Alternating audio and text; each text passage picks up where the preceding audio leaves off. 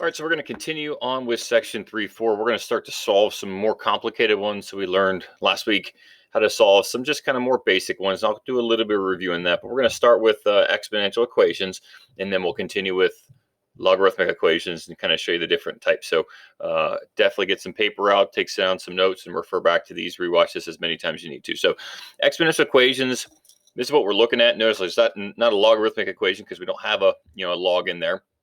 But exponentials are different from like quadratics or cubic functions. Those are like x to the second, x to the third.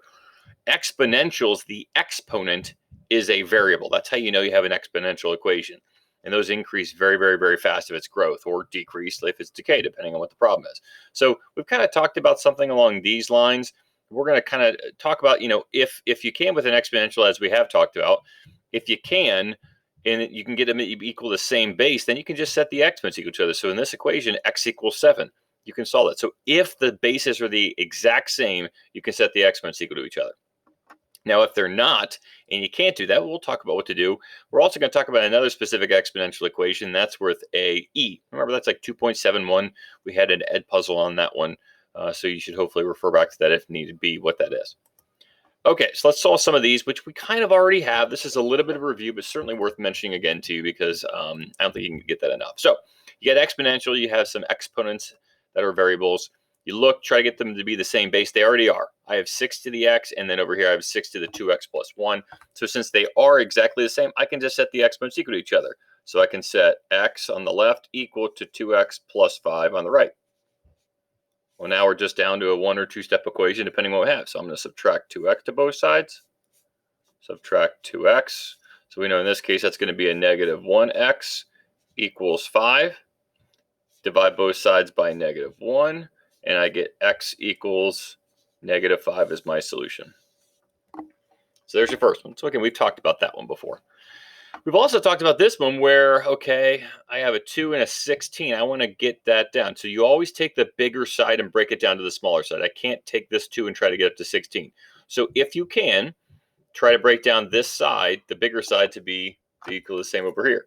Sometimes that might mean breaking down both sides, but in this case, I can rewrite this 16, and that's going to equal 2. So again, 2 to the what power? Well, 2 to the second power is 4, 2 to the third power is 8, 2 to the fourth power is 16.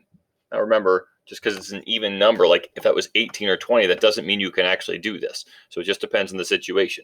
But I am able to break it down. So once we learn, like for the last few sections, if I do have the same base, I can set the exponents equal to each other. So x minus 3 equals, and then 4. And then get x by itself. So in this case, I'm going to add 3. I'm going to add 3, and I get x equal 7.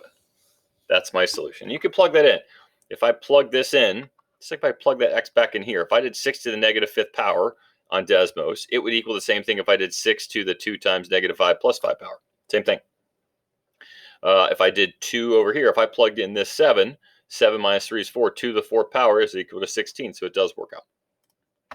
All right, this one looks a little kind of complicated here. Let's look at this one. Both have e's.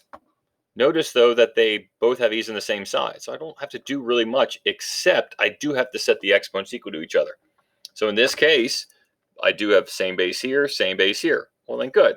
I'm going to be able to set this side equal to this side. So I'll have negative x squared equal negative 3x minus 4.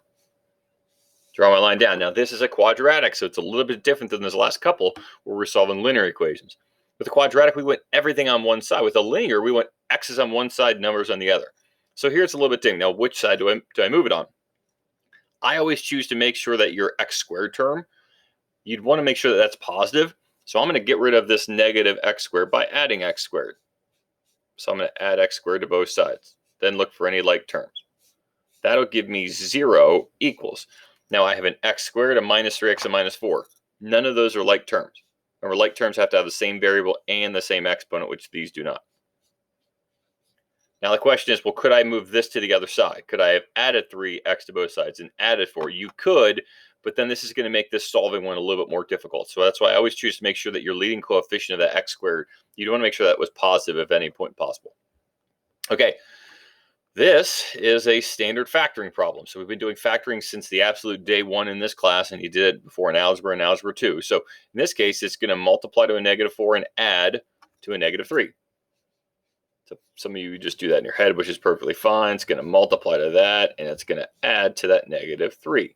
So we're looking for two numbers that do that. Well, if I just do -1 or -4 and 1, that adds up to a -3. 4 and -1 add up to 3. That's not what I want. Once you find those two numbers, since your leading coefficient's 1 here, this makes this factoring very quick. That's simply just x minus 4 and x plus 1. Now, at this point, we have to set both of these equations equal to each other, equal to 0, and solve it, which, as we've done before, just means it's going to change the sign. So I get x equal 4 and x equal -1. So in this case, I get two solutions. We've talked before about how the domain of exponentials are going to be all real numbers. So no matter what number I get here, they'll be okay. Logarithms, you have to be careful about negative numbers because of their domain.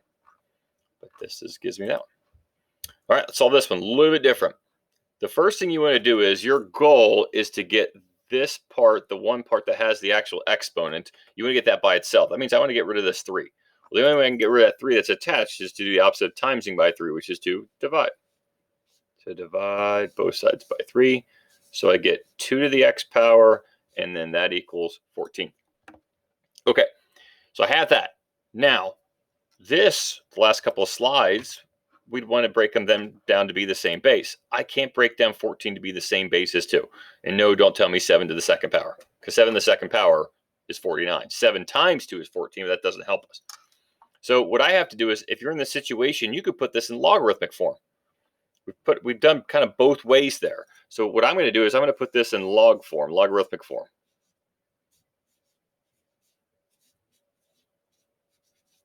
So this is going to be the base of my logarithm raised to kind of this, and it's going to equal x.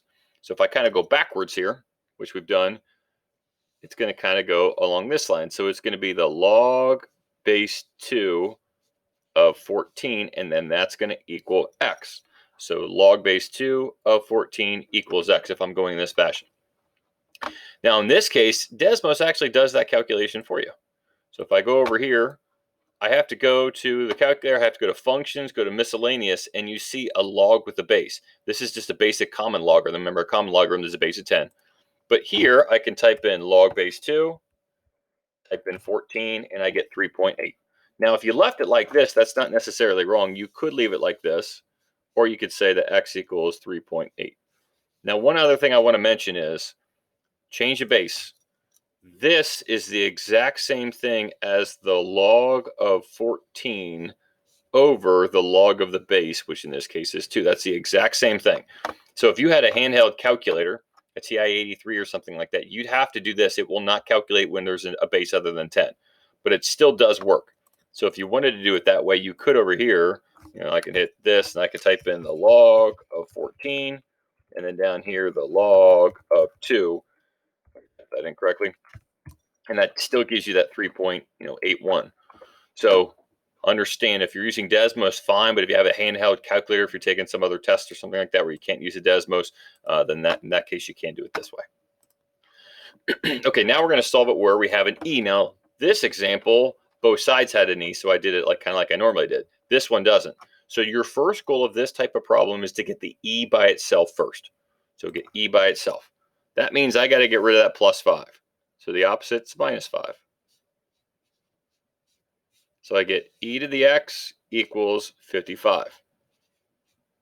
Now I want to do something that's going to get rid of this e.